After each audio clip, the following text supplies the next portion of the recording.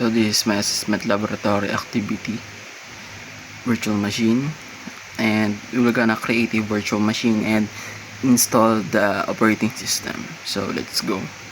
And you will go to the VirtualBox or the VirtualBox manager, and you will gonna click the new, then type whatever you want.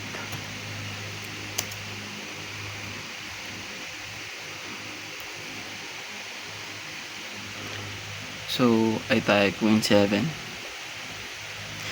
and then choose the type you want, pero ang kailangan natin is Microsoft Windows. Lagyan natin sa type, and then sa version is make sure Windows 7 64-bit. Then we're gonna go to the hardware. So this is the hardware, which is the base memory and processor. So the base memory, kailangan siya ay hindi lang mag-pass dyan sa pula at dyan sa orange.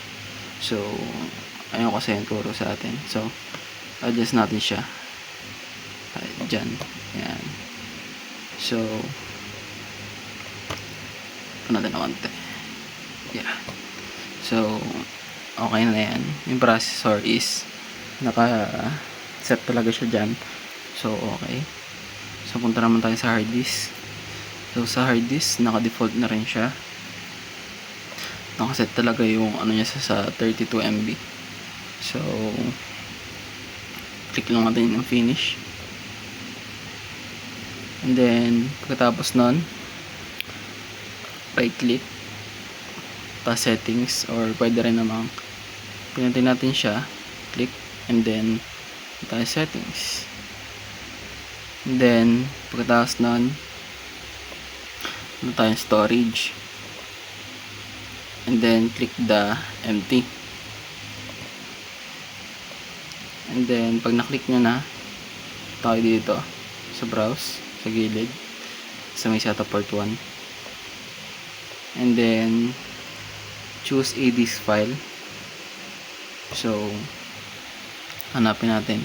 So yun siya, yung Windows 7. Tapos click lang natin, and then okay. Tapos nun, click natin ang start.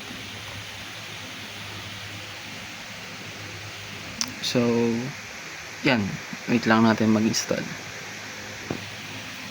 Loading. So yan, ganito yung lalabas pagka yung pag in-start na natin.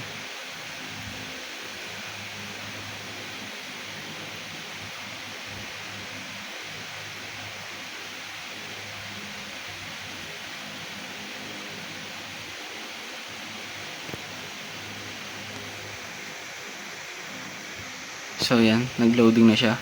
So click lang natin ang next. Tapos click natin yung install now.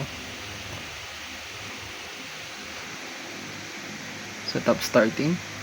So wait lang ulit natin. So ang pinili natin type kanina is Windows 7 Ultimate 64-bit. So ayun ulit ang pipiliin natin. So next, and then I accept all license items. So ang pipiliin natin dyan sa dalawa is upgrade kasi tsaka custom yan. So payo sa atin is ang piliin is custom. So yan. So makikita natin na may disk. So gagawa tayo ng another disk. So click natin yan. So ba kanina, and then new, and then click apply, and then click OK. So yan.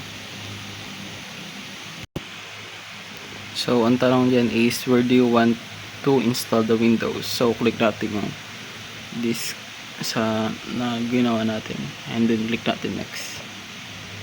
So tayin lang natin matapos yung pag-install sa bawat. It's about and then okay na. So medyo matagal-tagal yan.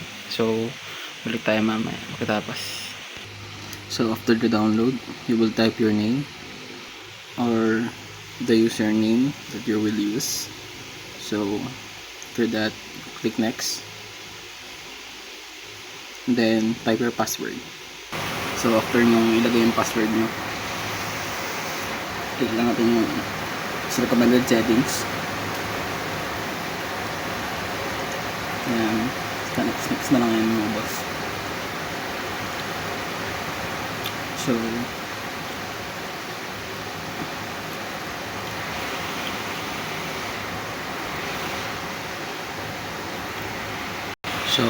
yun, pagkatapos nun, ito na po.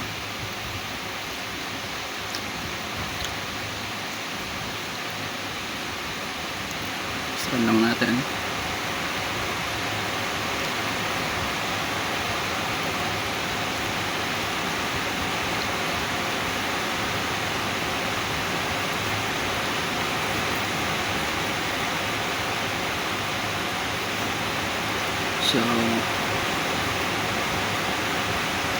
So